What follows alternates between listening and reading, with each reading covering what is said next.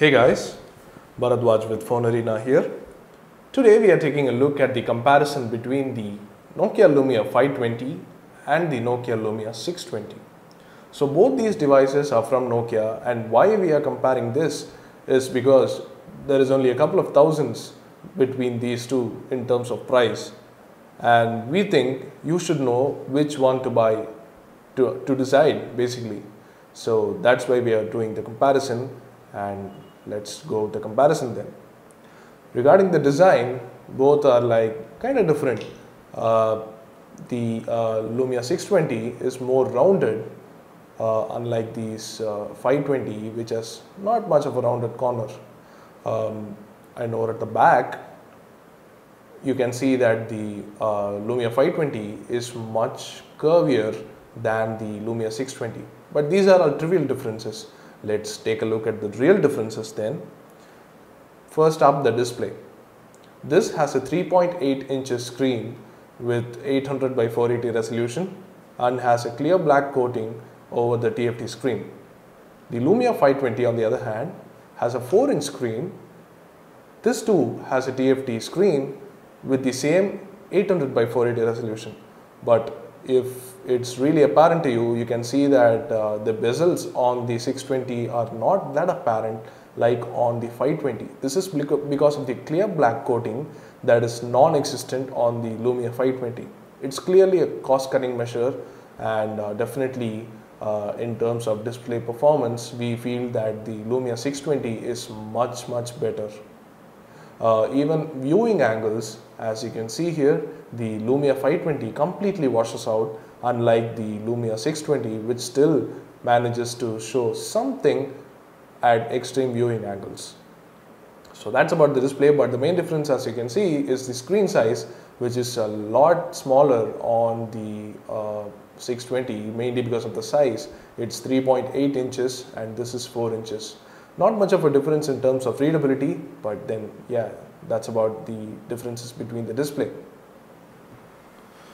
Also, the other thing regarding the screen is that the 520 has a super sensitive screen, like you can use it with gloves and whatnot, but the 620 doesn't have it. Which is kind of surprising because the 620 is supposedly meant to be the bigger brother of the 520, but regarding the super sensitivity, the 520 has it and the 620 doesn't. So let's go through the dimensions then. The 620 is 11 millimeters thick. If you can notice the apparent difference between both of the thicknesses, this is huge and chunky, while the 520 at 9.9 millimeters is almost thin. It's almost as thin as the Lumia 720, which at 9 millimeters is one of the thinnest Windows Phone devices. So that's a big difference. The 620 does feel a little bit chunky, a lot chunkier than the 520. Even with its curved edges, it might seem fat, but it's actually really thin and sits nicely in the hands. And regarding the weight, both are literally almost the same, with only 3 grams setting themselves apart. The 620 weighs 127 grams and the 520 weighs 124 grams. Not much of a difference, so you'll not notice any difference in terms of usability. So let's get to the other parts of the hardware then. The camera on the both.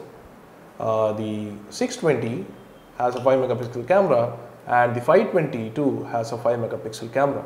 Both are almost the same in terms of camera performance, but as you can notice here, the 620 has a single LED flash, but the 520 lacks it. And again, obviously due to the cost-cutting measures from Nokia. Otherwise, in terms of video recording, both can record 720p video, but the 620 has 2 mics, with one on the top and one on the bottom. Even though it records mono, and right about now it's just 96 kbps of AAC mono recording, but still we think in the future it might use the secondary microphone for better rich recording. Oh, and yes, talking of rich recording, the 620 has it and the 520 doesn't. Recently you might have read about the recent quarrel between Nokia and HTC for using their HAAC mics. So that HAAC mic exactly is in this 620 but not on the 520. Again, cost cutting measure. So otherwise, both these phones are almost the same. Regarding the cameras themselves, there is no front-facing camera on the Nokia Lumia 520, but there is a front-facing camera on the 620, which might be a deal breaker for some, because some are obsessed with Skype calls, which are finally working on Windows Phone 8, and hence you might want to choose the 620 if you're looking for the front-facing camera. And otherwise, regarding the internals, both these phones support Bluetooth 3.0, but there is one major difference. The 620 has NFC, but the 520 doesn't have it. It's one of the few Windows Phone 8 devices that doesn't have NFC, so that's a bit of a shame, but again, it's a total cost cutting measure move by Nokia, because almost the internals are almost the same, with the exception of a few. So both these phones have the Qualcomm Snapdragon S4 Plus MSM 8227 if we are not wrong. Both have a dual core 1 GHz processor and the 512 MB of RAM. So that makes it almost same in terms of performance and all the other things. So these are the major differences between them. And again, both have removable bags and removable cases, different colored cases. Inside these cases resides the battery. So this has a 1300 milliampere battery, while this has a 1430 milliampere battery. While in terms of numbers it might not be much, but we really think that the 520 has much better battery life than the 620, because in our tests we found the 520 to be quite a champ in terms of battery life, but the 620 struggled to last through a day, which is kind of telling that the 620 is equally bad in terms of battery life with regards to competing Android devices. So that's about the major differences in terms of hardware, but in terms of software there are quite a few differences. So the 520 lacks a lot of Nokia tweak settings.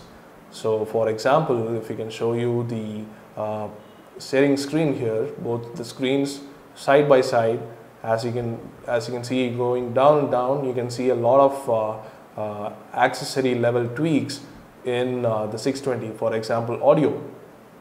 So this has the equalizer and the audio settings, but the 520 lacks it. This has Dolby Stereo and this doesn't have it. And also you can see other things such as accessories missing here, display plus touch missing here.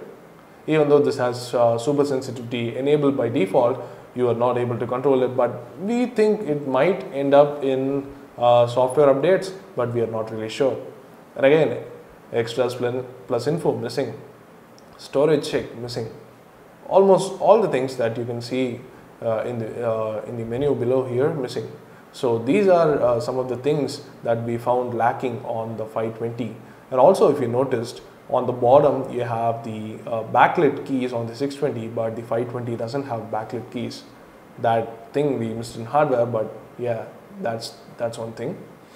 And of course, the biggest difference here in software, in terms of software and apps, is the inclusion of Here Drive Plus in the 620, whereas you have just Here Drive on the 520. The major difference here is the Here Drive Plus is global. You can take this phone anywhere and use mapping navigation in all the countries that are supported by Nokia, whereas Here Drive doesn't have that, and it allows you to navigate only within the country in which you install the SIM. So based on the SIM, it finds out the country and lets you navigate only in that country. It's not a deal breaker, but if you're a very avid traveler, then probably Here Drive Plus is the thing you want. It has global navigation and this doesn't. So basically that's what we found between the Nokia Lumia 520 and the 620.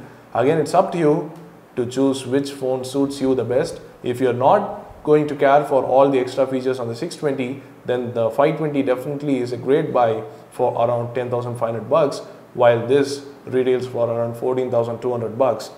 So both these phones, great phones. Read our respective reviews in the links below and do hit the like button if you like this video. Of course, if you want more of these videos, you know what to do. Subscribe to our YouTube channel, that's it. So that's it for now. Thanks for watching.